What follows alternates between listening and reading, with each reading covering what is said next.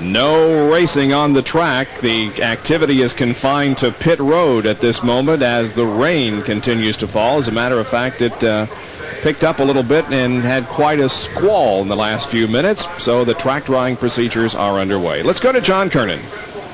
Well, Bill, you won last time we were here on ESPN with the race, and something happened just to you having a pretty good run on the lead lap, and then you pitted right before the caution came out here in the red flag, so it put you a lap down. Can you still make that back up if this race gets restarted? Well, maybe. You know, Rusty's still going to come in, and we can stay out, so that's going to give us a little bit of advantage being at the front of the pack, but still it's going to be hard to keep them guys a lap down, and you got to guarantee another caution is going to come out, which, you know, there's already a lot happening, and I don't foresee another one coming out, but you know, we'll just do the best we can. We've had a pretty good day. We've avoided a lot of the stuff that's went on so far, and we had a flat tire, you know, later on in the race that's really put us behind and really hadn't got us caught back up good yet.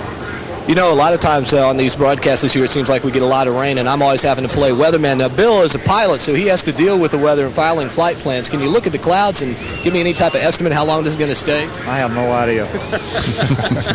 Like that saying goes, it's going to be hot or cold depending on the weather. It looks like it's going to rain or not depending on the weather. Spoken like a true weatherman, I think. Let's go up pit road to Jerry Punch.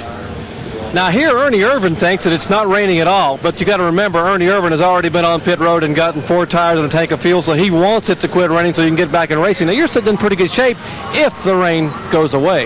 Yeah, you know, I've been sitting there watching it. The wind's blowing hard, and you know, I don't think there's no problem but it quit raining as long as we get the track dry, and we're sitting in a good shot because we got all of our fuel in, we got 4 brand new tires, and everybody else has to pit.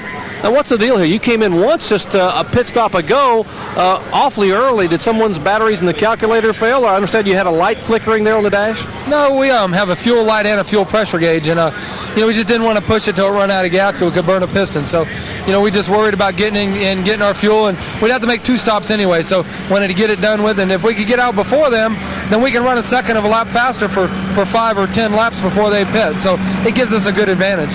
Now, Rusty Wallace and you apparently have the 2 stronger cars here most of the afternoon. Rusty came by a minute ago and was picking at you, sort of busting your chops a little bit, said, now this is a repeat of Bristol, except now you've got the fresh tires. Yeah, it sure is. You know, we had a rain delay there. Davey was leading. I was running second. Rusty was with 4 brand new tires, and ended up him winning the race, me running second. We hope it don't end up that way this time. Predictions on the weather? It's going to blow over here. Okay, Ernie Irvin wants us to get back to green flag racing. Let's check in where John Kernan is standing by with Joe Ruttman. Jerry, I tell you what, I feel like I'm being hit by pellets down here. The drops have just increased in size. It's starting to rain fairly hard. And we're with Joe, and we'd mentioned earlier in the broadcast, Joe, that you'd hurt your back at Daytona in that crash that you were involved with Darrell Waltrip. How's that feeling now? Well, fortunately, it's been coming around, and I was a little concerned, you know, when I hit that road when we went off the track. I'm sure Darrell took a far more exciting run than I did, but, you know, when that baby took off, you know, it jammed my back, and fortunately, though, we had a week off, and I think that's kind of what saved me. So, and the boys have been working flat out trying to get our Speedway program ready for Talladega, because we know that if we get it running that good, we got a chance to win one of these races, and that's what it's all about. So that's what we're really looking forward to.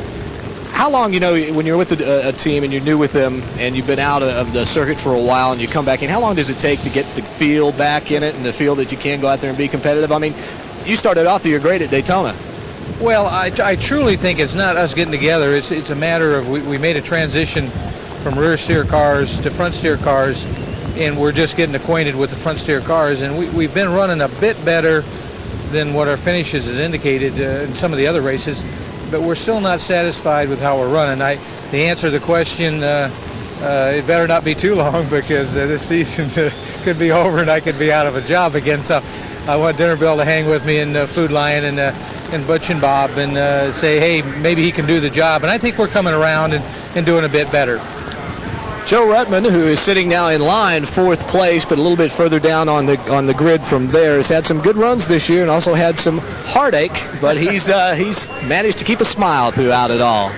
Joe Ruttman waits with the others for the weather to clear, but right now it is raining pretty hard. In fact, it could almost be described as pouring down rain here on the front stretch at Pocono. Back after these messages.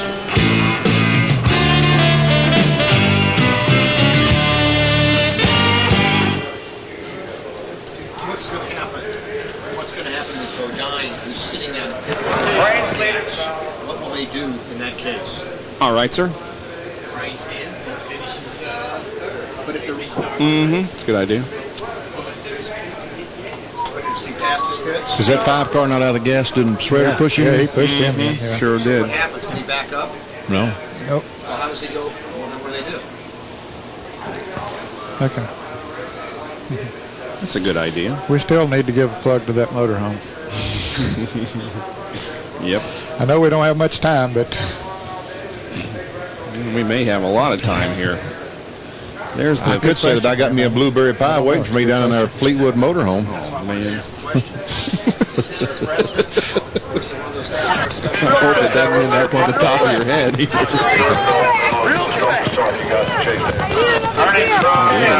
Downright nasty, isn't it?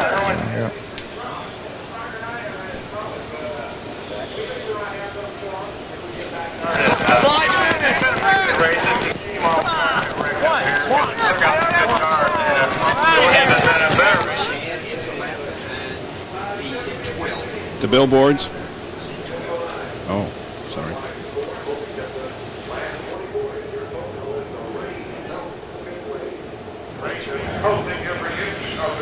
Rain continues to fall at Pocono International Raceway, interrupting our Miller Genuine Draft 500 with 176 laps completed, 24 to be run.